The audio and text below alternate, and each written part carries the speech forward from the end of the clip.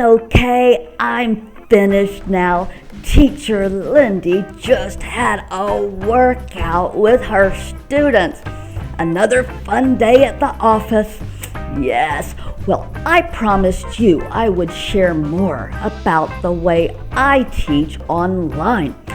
First, my personal teaching philosophy. Number 1, keep it fun. Remember, these remarkable kids are at the end of their day.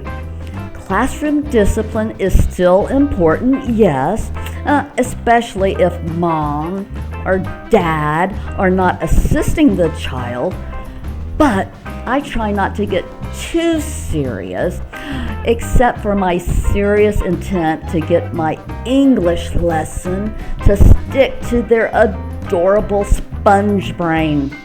So how do I do that online versus a classroom?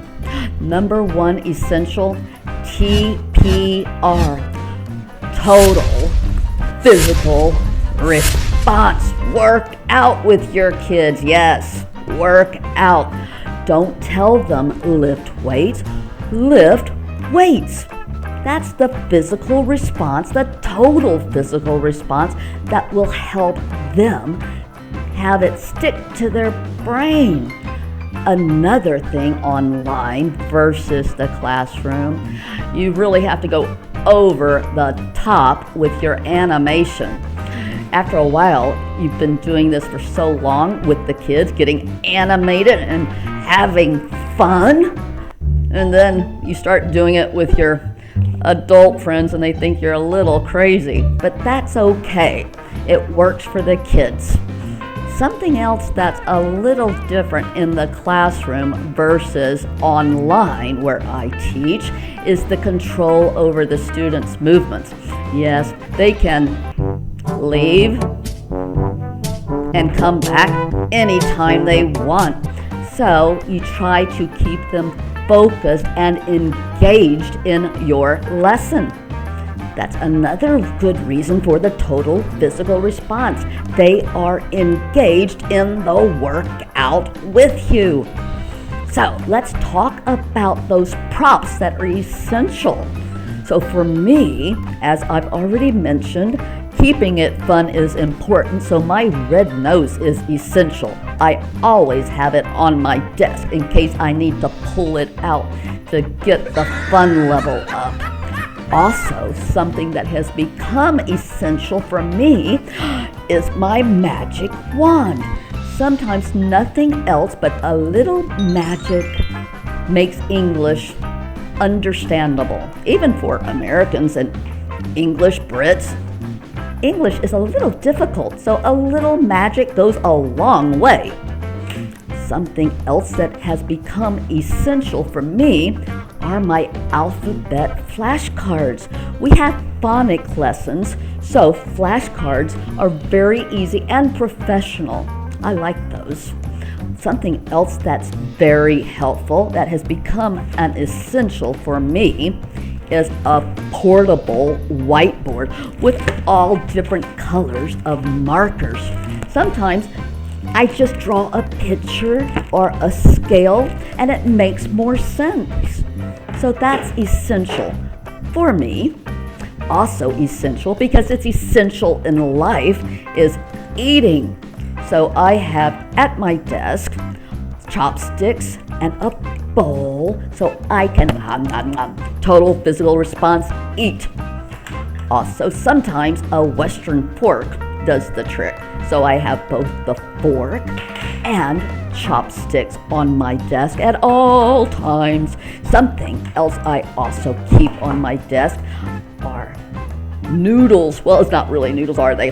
It's a piece of string, but I can use it like noodles.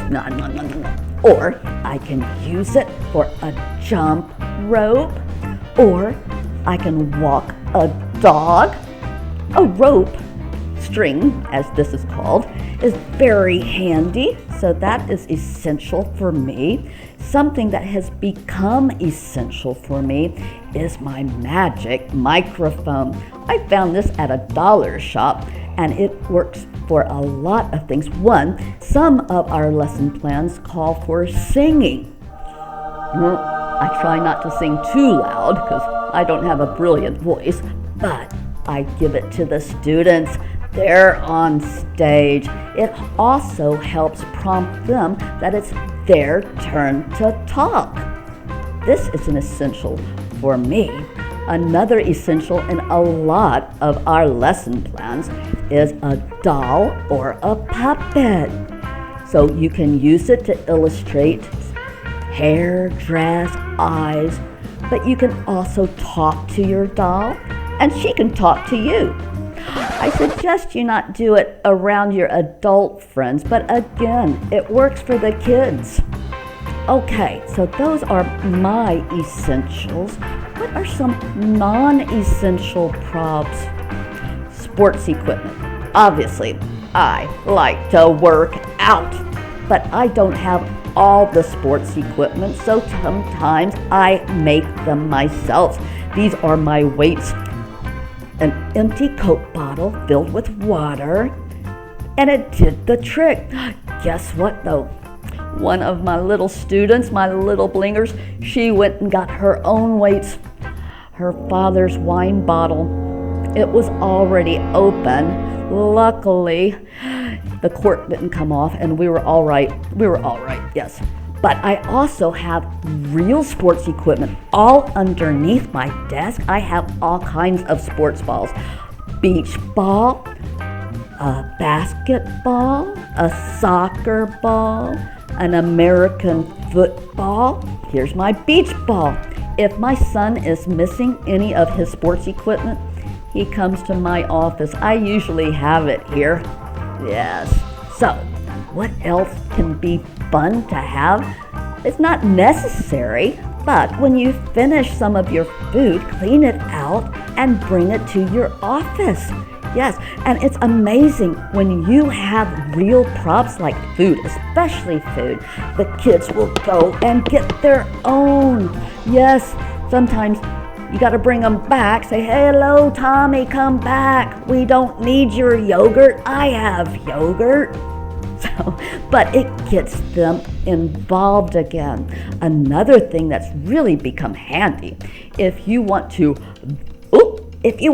be a tiger, luckily I have a cabinet organized where I found my tiger headband and my tiger tail. Now I'm not just showing them a tiger, I am the tiger. Cool, yeah? Okay. If all else fails and you can't think of a prop or you don't have the prop, make the prop out of a flashcard on a stick. So, elevator. Obviously, I cannot bring an elevator into my classroom.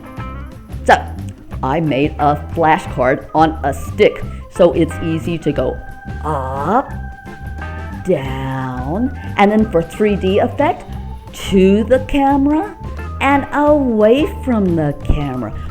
Very handy. Another example is my big arrow.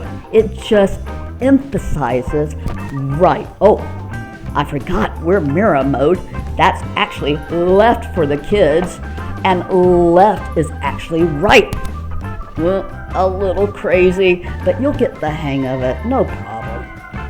So, that's my teaching philosophy and my props in a nutshell. Nothing earth-shaking, but it works for me. You'll find your own uniqueness. We teachers, like our students, we're all snowflakes, beautifully different. The one thing that makes us the same is our genuine interest to make a difference in our children's lives. But don't forget, have fun. See you next time. Bye.